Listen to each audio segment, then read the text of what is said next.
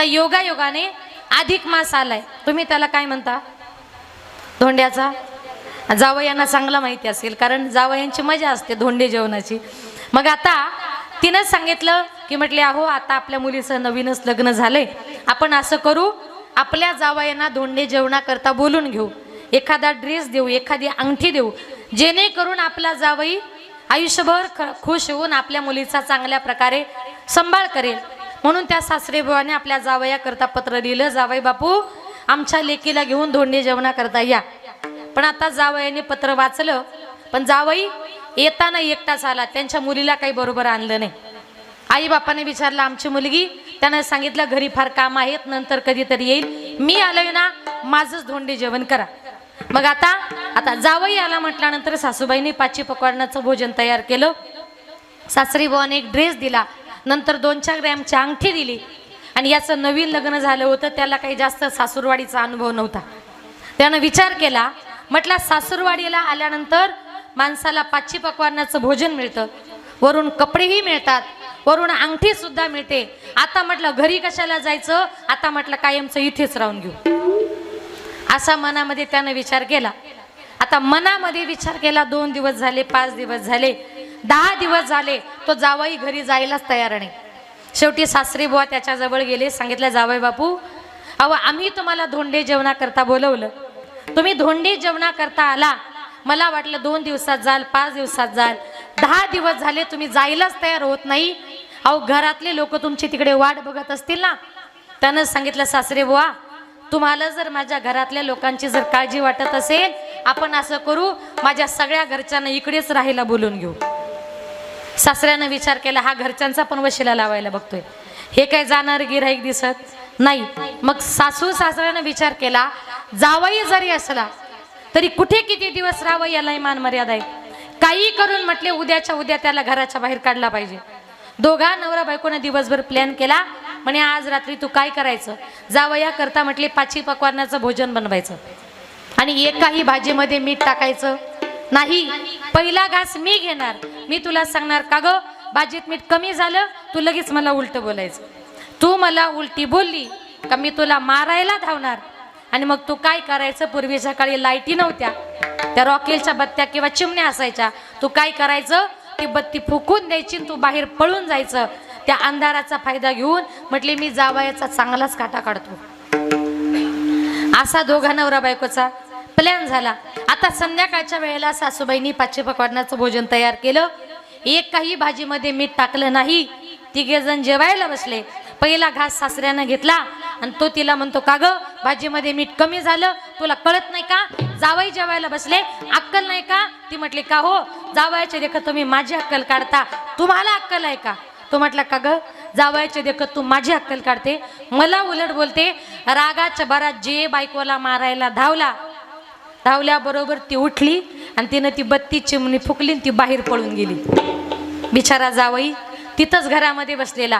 लगेच तो सासरा उठला, त्यानं जावयाची हिप्पी आपल्या हातामध्ये पकडली आणि जे मारायला सुरुवात केली, लाताने मारू लागला, बुक्क्या मारू लागला. तो म्हणायचा अहो मारू नका, अहो मारू नका, मी ती नाही, मी तुमचा जावई बापू. त्यानं सांगितलं आज जावयाचा बाप जरी आला तरी मी तुला मारायचा सोडणार नाही. अंधारात जावई असा मारला, असा मारला, असा मारला, गेला तसा अजून परत कुठल्याच धोंडे जेवणाला आला. याला कारण का, जावई जरी असला कुठे किती दिवस राहावं, कसं राहावं याला फार मान मर्यादा आहेत. आणि म्हणून संत महात्मे म्हणतात मग आपण आपल्या सोयऱ्यांच्या गावी जर गेलो, सोयऱ्यांच्या घरी जर गेलो, ते सोयरे माणसं जास्त दिवस सहन करत नाही. या उलट तुम्ही पंढरपूरला जा, पंढरपूरला तुम्ही पंढरपुरामध्ये महिनाभर जरी जाऊन राहिलात तरी पंढरपुरातली माणसं तुम्हाला हाकलणार नाही.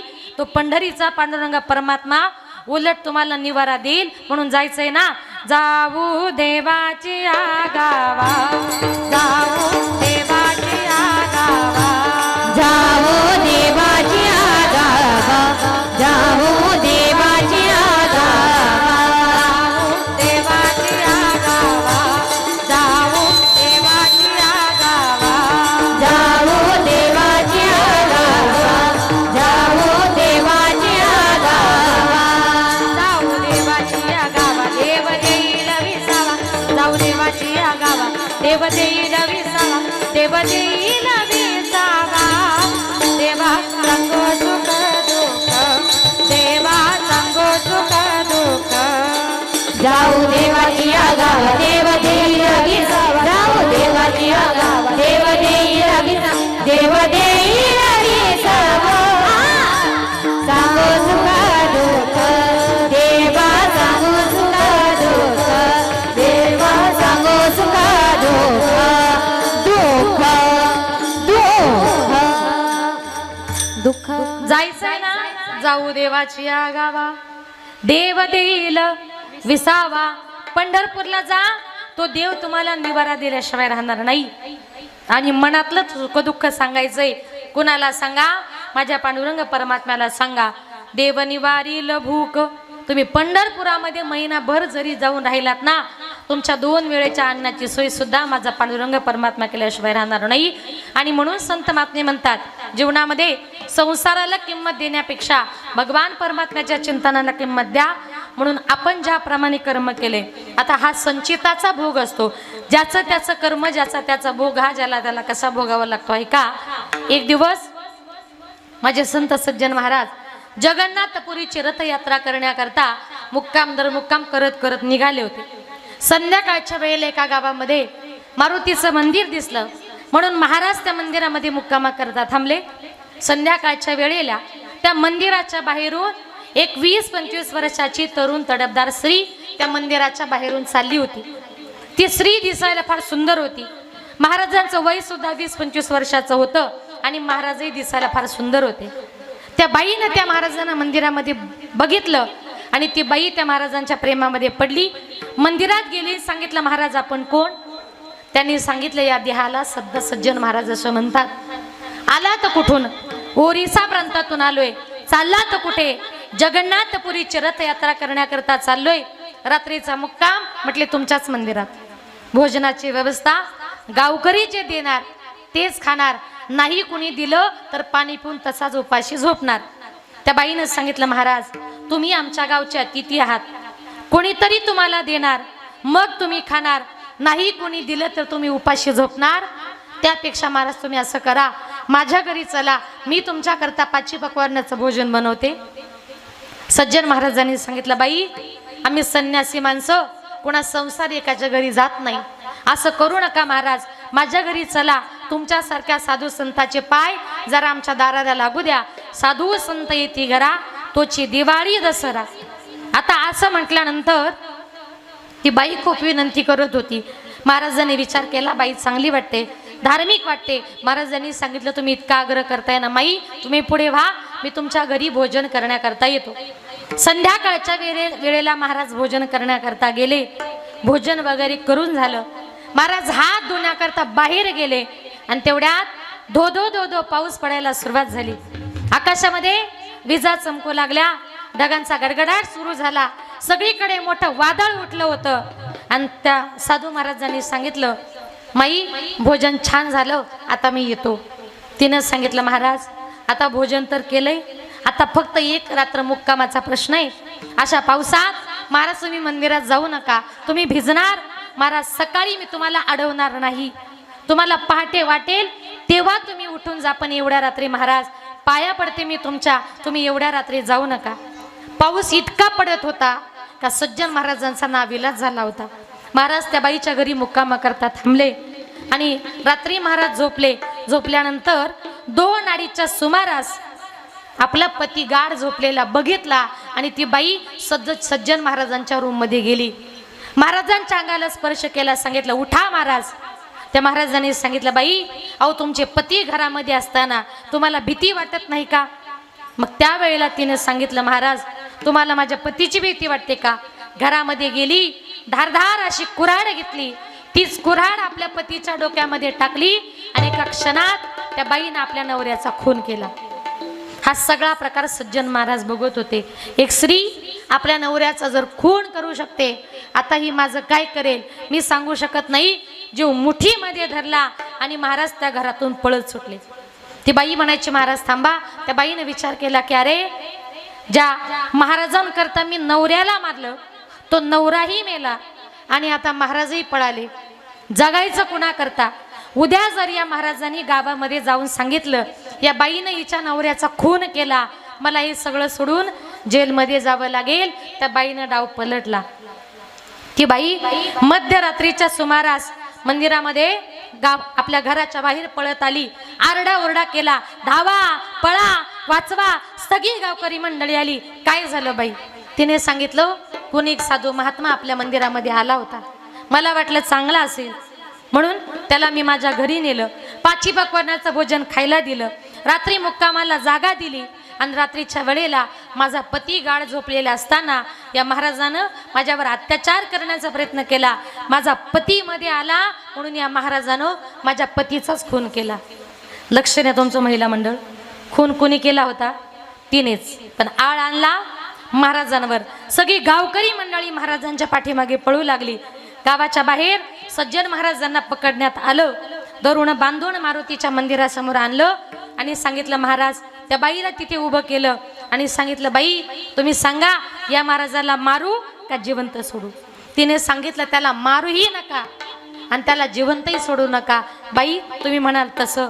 तिने सांगितलं, ज्या हाताने या महाराजानं माझ्या पतीचा खून केला, ज्या हाताने महाराजांनी माझी अब्रू लुटली, या महाराजांचे दोन्ही हात तोडून टाका. त्या बाईच्या सांगण्यानुसार सज्जन महाराजांचे दोन्ही हात तोडण्यात आले. महाराजांना सोडून दिलं. पश्चाताप झाला. पळत गेले, रडत गेले. जगन्नाथपुरीला जाऊन पोहोचले. जगन्नाथाच्या चरणावर आपलं मस्तक टिकवलं. हंबरडा फोडला, सांगितलं, जगन्नाथा, अरे अशी माझी काय चुकी झाली होती? मी तुझी यात्रा करण्याकरता निघालो होतो. मी त्या मारुतीच्या मंदिरामध्ये मुक्कामाला होतो. ती बाई तिथे आली. तिने मला घरी भोजनाचा आग्रह केला. तिनेच माझ्यावर जबरदस्ती करण्याचा प्रयत्न केला. तिने तिच्या पतीचा खून केला आणि सगळा खोटा खोटाळ माझ्यावर आणि माझे दोन हात तोडले गेले. त्या गावासमोर माझा किती मोठा अपमान झाला. जगन्नाथा, अरे याच्यामध्ये माझी काय चुकी? जगन्नाथाने सांगितलं, सज्जन महाराज शांत व्हा. आज तुमचे हे जे दोन हात तुटले ना, हे तुमचं आत्ताचं नाही, तुमचं मागच्या जन्माचं संचित कर्म आहे. मग त्यावेळेला सज्जन महाराजांनी सांगितलं, जगन्नाथा, अरे मागच्या जन्मामध्ये मी असं काय केलं का ज्याच्यामुळे माझे या जन्मात दोन हात तुटले गेले? जगन्नाथांनी सांगितलं, ऐका सज्जन महाराज, मागच्या जन्मामध्ये तुम्ही एक संन्यासी साधू होतात. ज्या बाईच्या घरी तुम्ही मुक्कामाला होते, ती बाई मागच्या जन्मात एक गाय होती. तिचा पती मागच्या जन्मात कसाई होता. तो कसाई एक दिवस त्या गाईला घेऊन चाललेला असताना त्याच्या हातून ती गाय सुटली. कुठे पळाली त्याला कळेना. तुम्ही तिथून चालला होतात आणि त्या कसायाने तुम्हाला विचारलं, महाराज माझी गाय इथून पळताना बघितली का? तुम्ही उजव्या हाताचा संकेत केला आणि सांगितलं, हो तुमची गाय या दिशेला गेली. त्या गाईला सुद्धा समजलं की या महाराजानंच माझा पत्ता सांगितला. जर या महाराजानं माझा पत्ता सांगितला नसता तर माझा जीव वाचला गेला असता. पण या महाराजानं माझा पत्ता दाखवल्यामुळे हा कसाई मला आता कत्तलखान्यात नेईल, माझी कत्तल करेल. पण महाराज तुमच्यामुळे माझा आज जीव जात आहे. या जन्मात नाही पण पुढच्या जन्मात का होईना मी तुमचा काटा काढल्याशिवाय राहणार नाही. म्हणून मागच्या जन्मातला काटा काढण्याकरता ती बाई, ते मागच्या जन्मातली गाय या जन्मामध्ये बाई झाली. तो जो कसाई होता ना, तो या जन्मात तिचा नवरा झाला आणि मागच्या जन्मामध्ये त्यानं तिला कत्तलखान्यात कापल्यामुळे या जन्मामध्ये तिनं त्याला घरात कुऱ्हाडीनं कापला. म्हटले दोघांमध्ये माझी चुकी काय? तुमची चुकी एकच, हिंदू धर्मामध्ये गो मातेला पवित्र मानतात. गो हत्येसारखं मोठं पातक नाही. त्या दिवशी महाराज तुम्ही एका हाताने जर गाय दाखवली नसती तर कदाचित त्या गोमातेचा जीव वाचला गेला असता. पण मागच्या जन्मामध्ये एका हाताची शिक्षा, या जन्मामध्ये गो हत्याचं पातक तुम्हाला लागलं. त्या गायीमुळे त्या बाईमुळे तुमचे दोन हात तुटले गेले. म्हणून भोगतो न घडे संचिता वाचुनी करावे ते मनी समाधान. आणि म्हणून संत महात्मे म्हणतात, आपल्या वाट्याला जे आलंय नाही ते कुणाला चुकवता येत नाही. करावे ते मनी समाधान. जीवनामध्ये जरा समाधान मानायला शिका.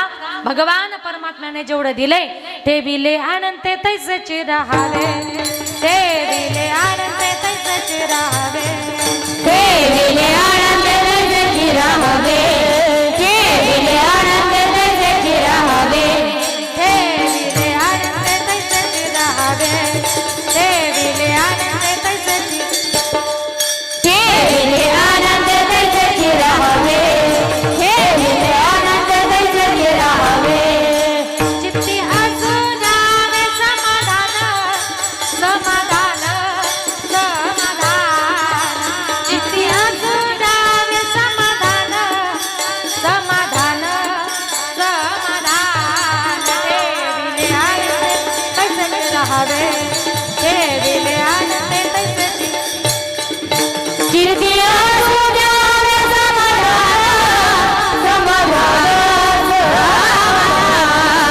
चित्ती असू द्यावे समाधान समाधान ठेविले आनंद तैसेची राहावे ठेविले आनंद तैसेची राहावे राहावे राहावे संत महात्मे म्हणतात भगवान परमात्म्याने आपल्याला जेवढं दिले त्याच्यामध्ये समाधान मानाला शिका ठेविले अनंते तैसेची राहावे चित्ती असू द्यावे समाधान आणि म्हणून जरा चित्ताला मनाला थोडंसं समाधान मानायला शिका भगवान परमात्म्याने आपल्या नशिबाने आपल्याला बंगला गाडी ऐश्वर्य संपत्ती जी काही दिलेली आहे ती तुम्हाला मला प्रत्येकाला आपल्या नशिबानं मिळत असते म्हणून नशिबापेक्षा जास्त आणि वेळेच्या अगोदर जीवनामध्ये माणसाला कधीच काही मिळत जे आपल्या नशिबात आहे ते कोणी चुकवू शकत नाही आणि म्हणून तुकोबाराय म्हणतात भोगतो न घडे संचिता वाचवणी करावे ते मनी समाधान मनाला समाधान मानायला शिका जीवन जगत असताना कितीही जरी दुःख आपल्या वाट्यात म्हणून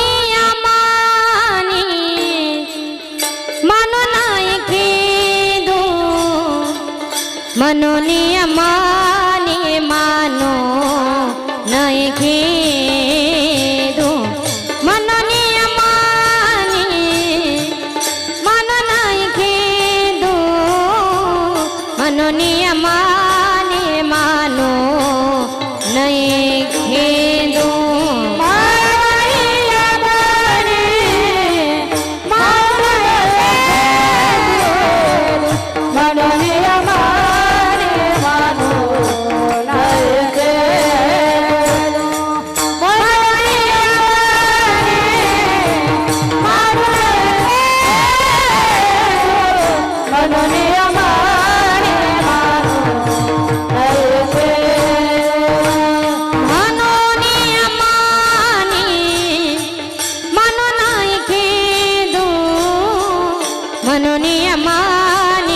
नाही खेदू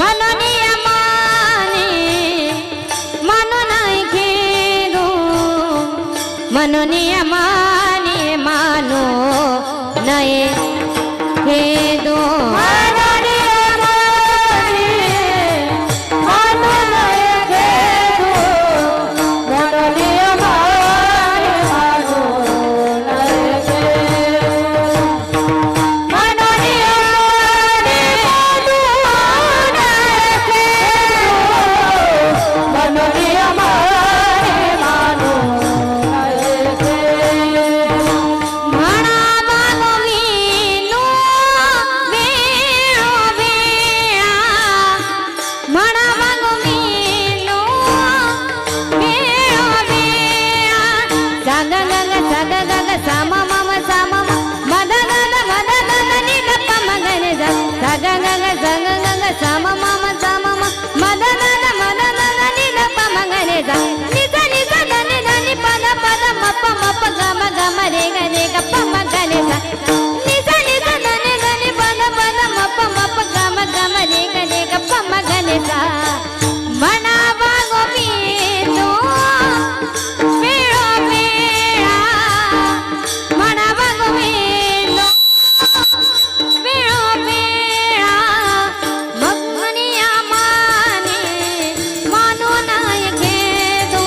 माने मानो नये खेदो म्हणून माने मानो नये खेदू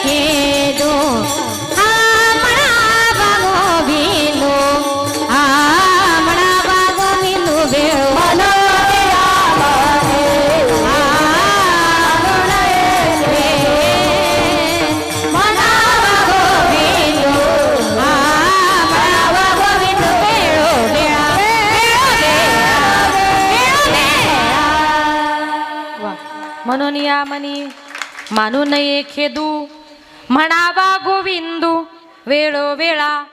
तुकोबाराय म्हणतात जीवन जगत असताना आपल्या वाट्याला कितीही जरी दुःख आलं तरी त्याचं दुःख मनामध्ये बाळगायचं नाही.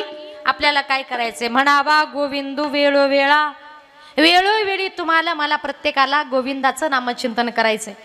ज्या संसारामध्ये आपण जन्माला आलो हा संसार आपल्याला अतिशय आनंदाने सुखाने करायचा आहे. कारण माझ्या ज्ञानोबरायांनी प्रतिज्ञा केली, अवघाची संसार सुखाचा करीन आनंदे भरीन तिन्ही लोक, अशी माझ्या ज्ञानोबरायांनी प्रतिज्ञा केली. आणि म्हणून हा संसार हा एकट्याचा नसतो. आज या संसारातून त्यांच्या पवार परिवारातून एक रुक्मिणी, खरं तर एक रुक्मिणीच या जगातून या विश्वातून निघून गेली. बघा, जगाच्या बापानं सुद्धा एकट्यानं संसार केला नाही. जगाचा बाप सुद्धा रुक्मिणी मातेला म्हणतो, रुक्मिणी अगं तुझ्या विना मी या जगाचा एकटा संसार कधीच करू शकत नाही ग. तुझ्या विना वैकुंठाचा कारभार चालना, एकल्या विठुरायाला हो संसार पेलना. तुझ्या विना वैकुंठाचा कारभार चालना, एकल्या विठुरायाला हो संसार पेलना. इको दाना. तू सकलांची आई, साता जन्माची पुण्याई, घेई पदरात आमावरी छायाधर बाई. तुझी थोरवी महान तिन्ही लोकी तुला मान, देवर दान हो तुझ्या पालखीचे होई. रखुमाई रखुमाई रखुमाई रखुमाई रखुमाई रखुमाई रखुमाई रखुमाई. तुझ्या विना वैकुंठाचा कारभार चालना, एकल्या विठुरायाला हो संसार पेलना. बघा, जगाच्या बापानं सुद्धा एकट्यानं संसार केला नाही. आणि म्हणून काही काही बायका म्हणतात ना, त्याच्या संसारामध्ये सुख नाही, सगळं करते ते मीच करते. हा तुमचा गैरसमज आहे. कारण का, या संसारामध्ये नवरा बायकोचं नातं हे फार महत्वाचं आहे. आणि या संसाराचा आपण जर विचार करायला गेलो, हा संसार कसा आहे, अरे संसार संसार जसा तवा चुल्यावर, आधी हाताला चटके मग मिळते भाकर. अरे संसार संसार जसं कबशीच घर, बशी बशी आराम शिर कप फिरे घर. राहू द्या ना घर. अरे संसार संसार दोघा जीवाचा विचार, जिथे सुखाला होकार तिथे दुःखाला नकार. हा संसार जर आपण बघितला महिला मंडळ, या संसाराचं गणित असं आहे, ज्या वेळेला एखादी नवीन मुलगी भाकरी शिकायला बसते, तिला पहिला तव्याचा झटका बसल्याशिवाय ती भाकरी शिकू शकत. याचा प्रत्येकानं आपण अनुभव घेतलेला असतो. दुसरं म्हणजे अरे संसार संसार जसं कबशीच घर. आपल्या घरामध्ये मान्नीमध्ये आपण बशीची जागा जर बघितली, बशीची जागा मान्नीमध्ये कशी असते हो, बशी आरामात पाठ टेकून बसलेली असते. पण कपाचा कान मात्र 24 तास टांगलेला. बशी बशी आराम शिर कप फिरे घर घर. म्हणजे थोडक्यात काय, बिचारा कप सकाळी उठला, स्नान संध्या झाली, डबा घेतला का निघाला कामाला. डबा एकदाचा कामाला गेला की ती बशी दिवसभर हातामध्ये रिमोट, जी मराठी, कलर मराठी, स्टार प्रवाह सगळे चॅनल चेंज करते. पण त्याला मात्र आपल्या संसाराकरता, आपल्या प्रपंचाकरता रात्रंदिवस फिरावं लागतं. याला तर खरा संसार म्हणतात. आणि बघा आता बशी म्हणजे महिला मंडळ आणि कप म्हणजे पुरुष मंडळ. लक्ष द्या बरं, बशी आपल्या हातातून पडली फुटली आपण ती फेकून देतो, पण महिला मंडळ कपाचा दांडा जर कप जर आपल्या हातून खाली पडला आणि त्याचा दांडा जरी तुटला आपण त्याला फेकतो का? खरं सांगा, नाही फेकत का? मसाला ठेवायला, मीठ ठेवायला, ठेचा बिचाऱ्याचा कान तुटतो तरी त्याला ठेच्याचा चटका कोणाला? बिचाऱ्या कपालास. त्याला मात्र जीवनामध्ये कधी सुटका मिळत नाही. असा हा संसार आहे. आणि मग एक उदाहरण म्हणून सांगते. आता हे कप बशीचं उदाहरण कसं आहे? दोघं जण नवरा बायको जर बाजारामध्ये किराणा भरायला जर गेले, एवढा मोठा किराणा पिशवी भरून भरला की किराण्याची पिशवी कोणाकडे? जरा बोला ना तुम्ही. किराण्याची पिशवी कोणाकडे? कपाकडे. आणि पैशाची बॅग बशीकडे. आता दोघं जण नवरा बायको तिथून निघाले, बस स्टँडला आले. आपल्या गावाची बस लागल्यानंतर बसमध्ये जागा धरायला कोण? कप. आणि सीटावर बसायला कोण? बशी. बसमधून परत उतरल्यानंतर किराण्याची पिशवी कोणाकडे? कपाकडे. आता बायको मुलांचं करता करता संसारामध्ये पैसा पुरत नाही म्हणून बिचारा कप कर्ज काढतो. आता कर्ज काढल्यानंतर कर्जाच्या पैशावर मजा कोण मारते? बशी. आता कर्ज काढून नंतर ते फिटत नाही, मग कपाला टेन्शन येतं. मग लिंबाच्या झाडाला फाशी घ्यायला कोण? कप. आणि विम्याचे पैसे कोणाला? त्याला मात्र सुटका. असा हा संसार आहे. अरे संसार संसार दोघा जीवाचा विचार, जिथे सुखाला होकार तिथे दुखाला नकार. अशा या संसारामध्ये आपला जन्म झालाय. पण संत महात्मे म्हणतात किती जरी दुःख वाटायला आलं या संसारामध्ये तरी एकच करा. काय म्हणावा? गोविंद वेळोवेळा. वेळोवेळी तुम्हाला मला प्रत्येकाला गोविंदाचं चिंतन करायचंय. एक सुंदर उदाहरण सांगते, ऐका. कधीतरी तुम्हाला जीवनामध्ये काम येईल हे उदाहरण. ज्या वेळेला माझी संत जनाबाई विठ्ठलाची भक्त नामदेवरायांची दासी जणी म्हणून नामदेवरायांच्या घरामध्ये पडेल ती कामं करायची. नामदेवाच्या घरी 14 जण स्मरती हरी, कपडे भांडे झाडलोट सगळं काही करायची. आणि रात्रीच्या वेळेला सगळे कामं करून झाले का सकाळी उठल्याबरोबर घरातल्या माणसांना ताजी ताजी भाकर मिळाली पाहिजे याच्याकरता माझी जनाबाई रात्रभर जात्यावर दळण दळायची. आणि दळण दळताना नुसती दळत नव्हती, सुंदर ओव्या म्हणायची. सुंदर माझे जाते ग फिरते बहुते ग, ओव्या गावो कौतुके तू ये रे बा विठ्ठला. सासू आणि सासरा दिरतो तिसरा, ओव्या गावो व्रतारा तू ये रे बा विठ्ठला. प्रपंच दळण दळिले पिठ म्या भरिले, सासू पुढे ठेविले तू ये रे बा विठ्ठला. प्रत्येक काम करताना काय म्हणावं? एक दिवस दोघ जण दळत होते. दळण खूप होतं. दळण दळता दळता देवाला खूप घाम आला म्हणून देवानं आपल्या गळ्यातले दागिने काढले आणि जनाबाईच्या मांडी खाली ठेवले. आता दोघ जण छान दळण दळतायत, ओव्या म्हणतायत, गप्पा मारतायत. दळण दळता दळता पहाटेचे 4 वाजले. देवाला कळालंच नाही. तिकडे वारकरी मंडळी मंदिरामध्ये आली आणि वारकऱ्यांनी आवाज दिला, उठा पांडुरंगा प्रमाथ समयो पातला, वैष्णवांचा मेळा गरुडा पारी दाटला, वैष्णवांचा मेळा गरुडा पारी दाटला.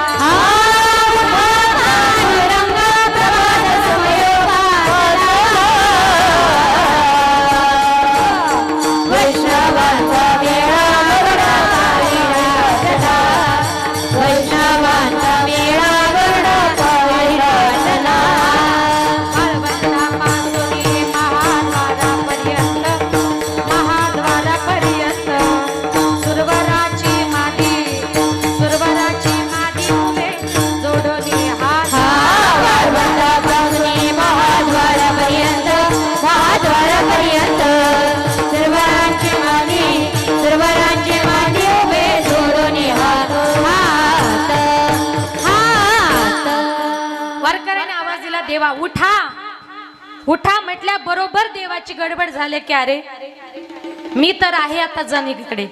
सगळी वारकरी मंडळी रावळामध्ये आली आणि एकदा का महाद्वाराचं दार उघडलं, मी जर मंदिरात नसेल सगळीकडे गडबड होणार. वारकऱ्यांनी उठा म्हटल्या बरोबर देव घाईघाईने उठले आणि गळ्यामध्ये दागिने घालायचे सोडून जनाबाईची गोधडी गळ्यामध्ये घातली आणि देव पळत सुटले. जनाबाई म्हणते देवा देवा हो तुमचे देव म्हटले जणे काही बोलू नको आता मला फक्त जाऊ दे. देव घाई घाईने रावळ्यामध्ये गेले आणि देवाच्या लक्षात आलं की अरे दागिने एवढे जड झाले कसे काय. खाली वाकून बघितलं गोधडी. आता म्हटले माझंही खरं नाही जणीचंही खरं नाही. मग पुजारी मंडळी दार उघडणार तेवढ्यात देवानं आपल्या गळ्यातली गोधडी काढली बाजूला फेकली आणि पुजारी मंडळीने दार उघडल्या बरोबर एका पुजाऱ्याचं लक्ष गेलं देवाच्या गळ्याकडे. देवाच्या गळ्यामध्ये एकही दागिना नव्हता. चोरी झाली म्हणून सगळीकडे आरडाओरडा झाला. एका पुजाऱ्याचं लक्ष गेलं त्या गोधडीकडे. 100% कुणीतरी चोर मंदिरामध्ये तोंड लपून आला. दागिने सापडले. आपली गोधडी टाकून निघून गेला. ही गोधडी कुणाची आहे? सगळ्या पंढरपुरातून फिरवली. एका बाईने सांगितलं 100% जनीचीच आहे. जनाबाईच्या रूमची झडती घेतली. जनाबाईच्या रूम मध्ये देवाचे सगळे दागिने सापडले. तिथल्या राजाने फरमान सोडलं आत्ताच्या आत्ता हिला सुळावर द्या. जनाबाई करता चंद्रभागेच्या वाळवंटामध्ये एक सूळ रोवण्यात आला. धरून बांधून जनाबाईला त्या सुळाकडे चालवलं होतं. जनाबाईच्या विरोधातल्या बायका तुम्ही कितीही चांगलं वागा गाव तिथे विरोधक आणि रस्ता तिथे गतिरोधक असतातच. आता जनाबाई इतकी चांगली होती तिलाही विरोधक होत्या. त्या विरोधातल्या बायका म्हणायच्या जने लाज वाटत नाही तुला? अगं विठ्ठलाचं चिंतन करते आणि रात्रीच्या वेळेला त्याच विठ्ठलाच्या चोऱ्या करते. जने लाज कुठं सोडली ग? मनातल्या मनात जनाबाई म्हणते विठ्ठला अरे या बायका काय काय बोलतात मला सहन होत नाही. याच्यामध्ये माझी चुकी नाही रे देवा. तू स्वतःहून माझ्या घरी आलास. तुझे दागिने तू ठेवून गेलास आणि माझी गोधडी तू घेऊन गेलास. विठ्ठला याच्यामध्ये माझी चुकी काय आहे रे? थोडा ऐकू द्या. असा कार्य विठ्ठला तू केलास कावा अलंकार विसरोनी गेलास देवा कळनेली तू कांद्यावरी आळ चोरीचा माझ्यावरी ओव्या गाऊन स्वरात दासी जनीच्या घरात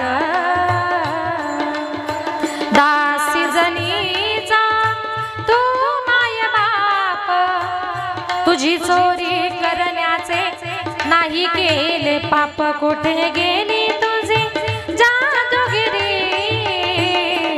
आळ चोरीचा माझ्यावरी ओव्या गाऊन स्वरात दासी जनीच्या घरात. जनाबाई म्हणते विठ्ठला याच्यामध्ये माझी चुकी काय रे? धरून बांधून जनाबाईला त्या सुळापर्यंत नेलं. सुळावर चढवलं. चमत्कार घडला. सुळाचे त्या झाले पाणी पाणी. सुळावर चढवल्याबरोबर त्या सुळाचं पाणी झालं. पांडुरंग परमात्मा प्रगट झाले आणि जनाबाईने देवाला बघितलं. पळत गेली. देवाचे चरण धरले. देवानं सांगितलं उठ जणी तू माझे बघतायस. अगं तुझ्यावर इतका मोठा चोरीचा आळ आला पण तू कोणासमोर माझं नाव नाही घेतलं. अगदी सुळावर देण्यापर्यंतची शिक्षा तुला झाली तरी तू माझं नाव नाही घेतलं. तिथे आपल्यातली जर कोणी जनाबाई असती तर सुळावर द्यायच्या वेळेला तरी मरण दिसलं असतं ना. मग ती म्हटली असती मी नव्हते गेले देवच माझ्या घरी आला होता. पण जने सुळावर देण्यापर्यंतचं संकट तुझ्यावर आलं पण कोणाही समोर माझं नाव न सांगता तू मनातल्या मनात माझं विठ्ठल विठ्ठल असं चिंतन करत राहिल्यामुळे जने मला तुझ्यावरचं संकट दूर करावं लागलं. याच्यातून जनाबाई एकच शिकवते कितीही जरी संकट आपल्यावर आली तरी म्हणावा गोविंदू वेळोवेळी तुम्हाला मला फक्त त्याचं चिंतन करायचंय. जीवन जगत असताना अजिबात कोणावर रुसू नका. अभंगाचे 3रे चरण. आणि करू सावे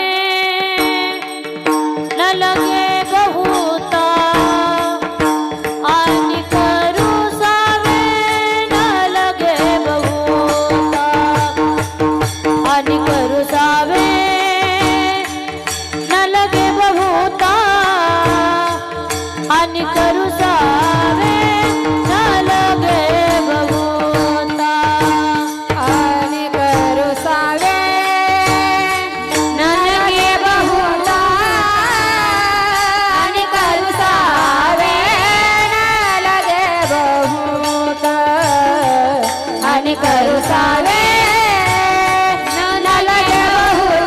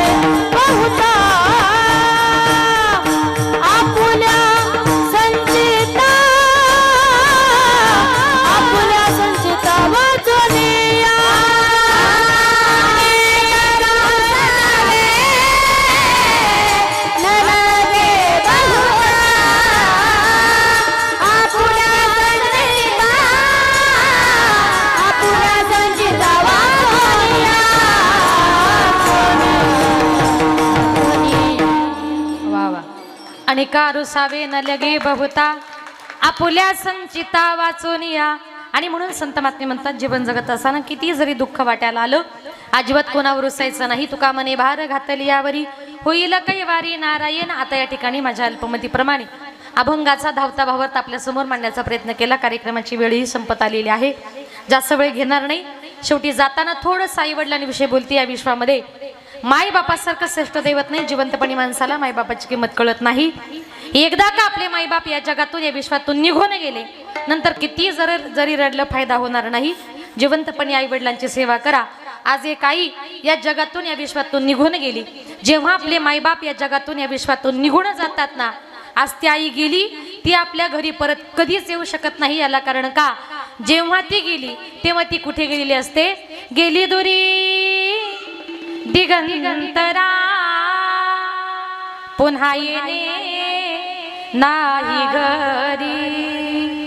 विजला हो नंदा दीप कशी जाऊ मी मंदिरी. लाडकी माझी आई वाट पहा ती कैवारी. भोडी रखुमाई गेली झाली उदास पंढरी. श्रद्धांजली देता थरथरे माझी काया. राहू दे रे माझी आई मोक्षपदी देवराया. माय बाप गेल्यानंतर आपण देवाला म्हणतो देवा माझ्या आईला माझ्या बापाला मोक्षपदाला नाही, पण जिवंतपणी आपले मायबाप हे सगळ्यात महत्वाचं दैवत आहे. एकदा का आपली आई आपल्याला सोडून गेली ना, सोडून या गेली आई मायले कराना. सोडून या गेली आई मायले कराना. आई आई आई हाका मारू मी कुणाला. आई आई आई हाका मारू मी कोणाला. आई आमच्यासाठी कष्ट केले फार. आई आमच्यासाठी कष्ट केले फार. सोडून या गेली आई सारा परिवार. सोडून या गेली आई सारा परिवार. लेकी सुना रडत बसती काना कोपऱ्याला. लेकी सुना रडत बसती काना कोपऱ्याला. आठवण येते आई त्याच घडीला. आठवण येते आई त्याच घडीला. सोडून या गेली आई मायले कराना. आई आई आई हाका मारू मी कुणाला. आई आई आई आई म्हणू मी कुणाला. एकदा का आपली आई या जगातून या विश्वातून निघून गेली.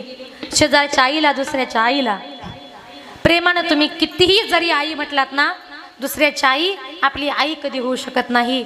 आज एक आई आपल्या मुलांना आपल्या मुलींना पोरकं करून या जगातून या विश्वातून निघून गेली. आईचं आणि मुलीचं नातं म्हणजे अतिशय गोड, अतिशय प्रेमाचं.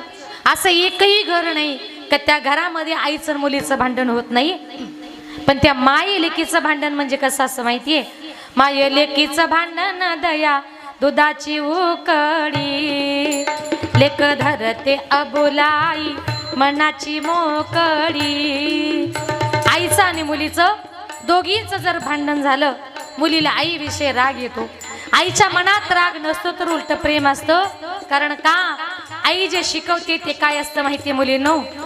आई शिकविते तुला राग येतो लेकी. पराया माणसाशी बोलू नये एकाएकी. काय म्हणते आई? अगं तुझी मुलीची जात आहे ग, परक्या पुरुषाशी पटकन रस्त्यावर बोलू नये. आणि बोलली तर लोक नावं ठेवतात ग. अशा प्रकारचे संस्कार आई आपल्या मुलीवर करत असते. आपल्या मुलींवर संस्कार करता करता एक दिवस अचानक सगळ्या मुली लग्नाच्या होतात आणि एक एक करून सगळ्या मुली लग्न करून परघरी निघून जातात. मुली निघून गेल्यानंतर त्या घरामध्ये आईला आपल्या मुलीशिवाय करमत नाही. मग ती आई आपल्या मुलींची आठवण म्हणून भिंतीवर असं चिमणी पाखरांचं चित्र काढते आणि शेजारणीला पटकन म्हणते, माझ्या घरातल्या सगळ्या चिमण्या उडून गेल्या ग. लेक जाते सासरलाई लाग कर मेना, सारविल्या भिंतीवर काढल्या ग मैना. लेक जाते सासरला मागे मागे फिरू पाही, बोलती आई माझी लाडाची लेक जाई. लेक जाते सासरला माय लेकी पडे गळा, कस कोरड्या नदीला पाणी येत खळा खळा. म्हणजे एखादी मुलगी लग्न करून जायला निघाल्यानंतर तिला रड असं सांगावं लागत नाही, आई बापाच्या डोळ्यातून आपोआप पाणी येत असतं. इतकं निस्वार्थ प्रेम आई आपल्या मुलीवर करत असते. मुली लग्न करून जातात, मुलं असतात, पण ते मुलं कधी कधी आपल्या माईबापाकडे लक्ष देत नाही. आईबाप आजारी पडतात, एका जागेवर पडतात. ती आई शेजारणीला म्हणते, अगं आमचे हातपाय आता म्हातारे झाले, आम्हाला उठवत नाही, बसवत नाही, आमची मुलं आमच्याकडे लक्ष देत नाही. मुली माझ्या सगळ्या सासर करणी झाल्यात, त्या परत परत येऊ शकत नाही. मग तू काय कर, आम्ही कधी मरू याची गॅरंटी नाही, जरा आमच्या मुलीला निरोप दे आणि तिला जरा मला भेटायला पाठव.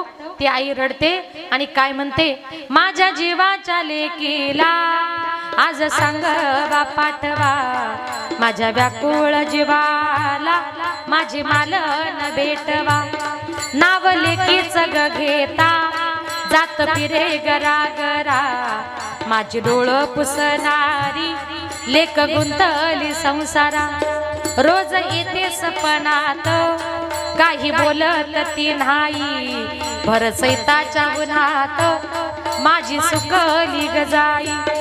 करू लेकीच नशीब झालं कपाळ उघड, घर धन्याच्या वाचून कोणी घेईना लुगड, कोणी घेईना लुगड, कोणी घेईना लुगड. अक्षरशः ते माईबाप रडतात. जीवनामध्ये आपले आईबाप हे सगळ्यात महत्वाचं दैवत आहे. आज या परिवारातून त्यांची आई निघून गेलीच, पण त्यांचा बापही त्यांच्या अगोदरच या जगातून या विश्वातून निघून गेला. जेव्हा आपले माईबाप दोघंही निघून जातात ना, तेव्हा मुलींचा सगळ्यात मोठा आधार जर कोण असेल ते आपली आई आणि आपला बाप असतो. जीवनामध्ये जितकी आई महत्वाची तितका आपला बाप सुद्धा महत्वाचा असतो. आणि म्हणून मुलींनो, जेव्हा आपला बाप कामावरून घरी दमून येतो तेव्हा आपल्या मुलांना मुलींना बघितलं की तो बाप हलकीशी स्माईल देतो, पण त्याच्या हसण्याच्या पाठीमागे फार मोठं दुःख असतो.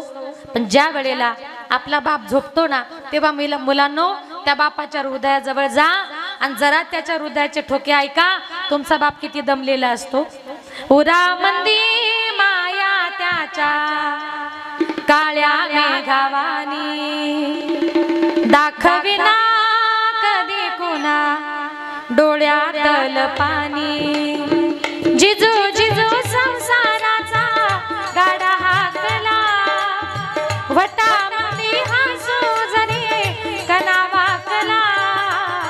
घडी भर तू थांब जरा ऐक त्याची रापर, लई अवघड हाय गड्या उमगाया बापर, उमगाया बापर, लई अवघड हाय गड्या उमगाया बापर, उमगाया बापर. मुकी मुकी माया त्याची मुकी घाल मेल, मुकी मुकी माया त्याची मुकी घाल मेल. लेकराच्या पायी उभा जन्म उधळेल, आधाराचा वड जणू वाकल आभाळ.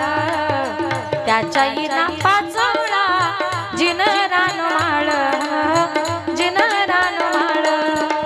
घडी भर तू थांब जरा ऐक त्याची रापर, लई अवघड हाय गड्या उमगाया बापर, उमगाया बापर, लई अवघड हाय गड्या उमगाया बापर, उमगाया बापर. अशा प्रकारे माय बापाने आपल्या करता दिवस रात्र एक केलेत. जीवनामध्ये त्या माय बापाला कधी विसरू नका. शेवटी 1-2 मिनिटं घेते. जी आई या जगातून या विश्वातून आपल्यातून निघून गेली, ती ती आई म्हणजे कोण आहे माहिती? आई माझी मायेचा सागर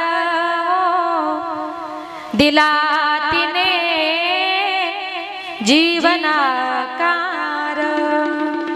आई माझी मायेचा सागर दिला तिने जीवनाकार।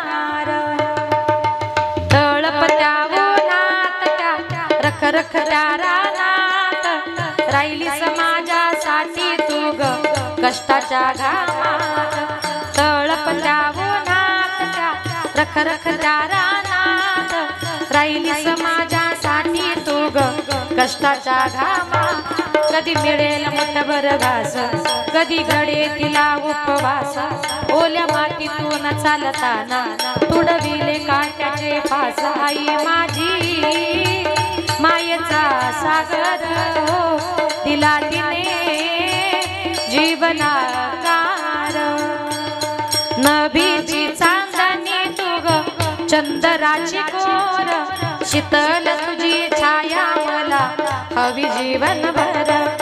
नभीची चांदणी तू ग चंद्राची कोर, शीतल तुझी छाया मला हवी जीवनभर। तुझ्या शीतल छायेमध्ये उभं आयुष्य जगेन, आई देवापाशी मी ग आई तुलाच ग मागेन। आई माझी मायेचा सागर दिला तिने जीवनाकार। आई वडील माझे थोर काय सांगू त्यांचे उपकार, जीवनाच्या वाटेवरती किती असतो त्यांचा आधार। आई माझी मायेचा सागर दिला तिने जीवनाकार। जीवनाकार जीवनाकार। अशा प्रकारे ज्या माई बापांना आपल्याला जन्म दिला, लहानाचा मोठा केला, त्या माई बापाला जीवनामध्ये कधी विसरू नका। राहू दे। आज या ठिकाणी कैलासवासी ठकूबाई बाबूराव पवार या मातेला आपल्यातून जाऊन आज 1 वर्ष पूर्ण झालं। त्या मातेला भावपूर्ण आदरांजली श्रद्धांजली अर्पण करण्याकरता आज त्यांच्या संपूर्ण पवार परिवाराच्या वतीने ही कीर्तनरूपी सेवा आयोजित केली। आई अतिशय स्वभावानं चांगल्या होत्या, अतिशय कष्टाचं प्रेमाचं जीवन त्यांनी जगलं।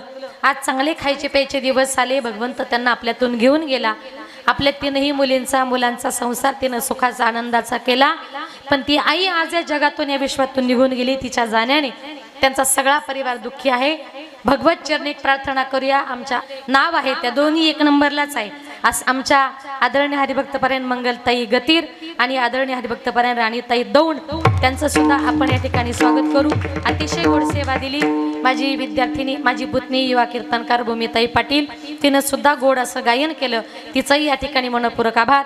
पाठीमागे ज्या विद्यार्थिनी आहेत त्या माझी छोटी बहीण आहे सुनीताताई, आम्ही 3घी जणी बहिणी आहोत, अनिता वनिता सुनीता, 3घी कीर्तनकारच आहे।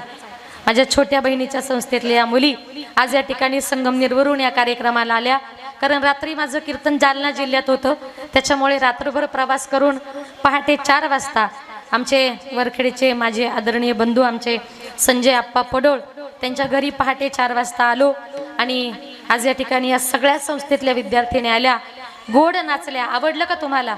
त्यांच्याकरता एकदा जोरदार टाळ्या वाजवा। या सगळ्या विद्यार्थिनींचा या ठिकाणी आभार।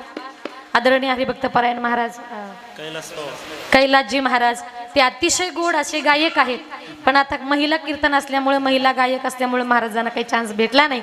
शेवटची बहिरवी आपण तुम्हाला थोडीशी देऊ।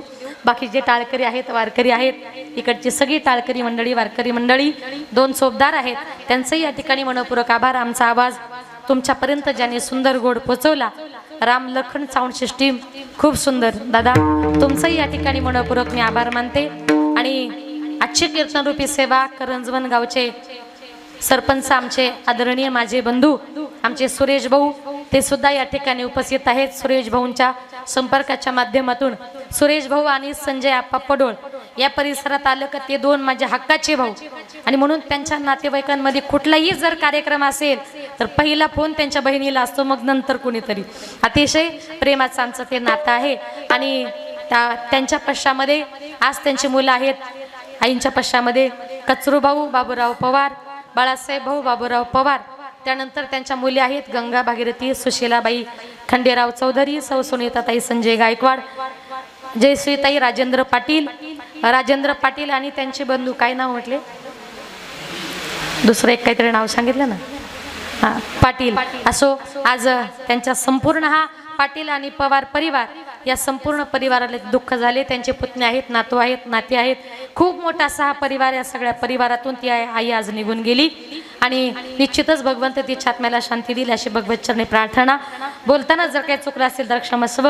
झालेली सेवा श्री हनुमंतरायांच्या चरणी समर्पित करून आज या ठिकाणी तुमच्या गावामध्ये कीर्तन करण्याचा हा पहिलाच योग आहे. दिंडोरी तालुक्यामध्ये भरपूर वेळा आले, पण तुमच्या गावात कधी आले नव्हते. सुंदर असं हे हनुमंतरायांचं मंदिर, खूप गोड असं मंदिर आहे, खूप गोड असा हा सभा मंडप आहे. त्या हनुमंतरायांच्या चरणी ही सेवा समर्पित करण्याची संधी मला मिळाली. पुण्याचे एकदा आभार.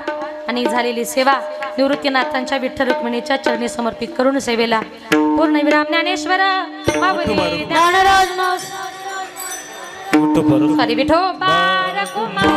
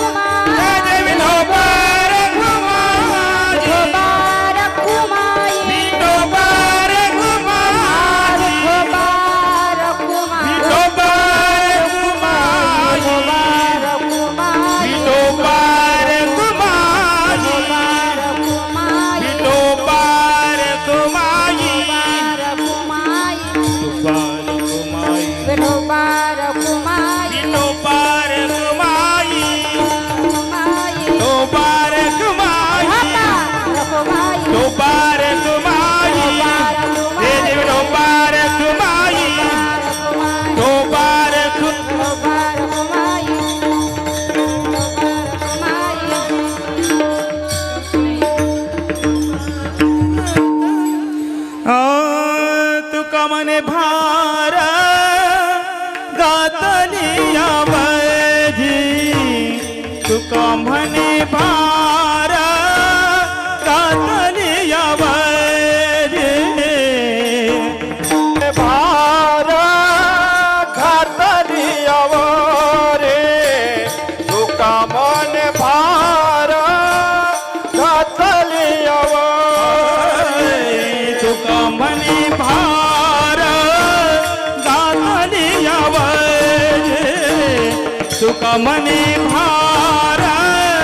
घातली यावरी, तुका मन भार घातली यावरी, तुका मन भार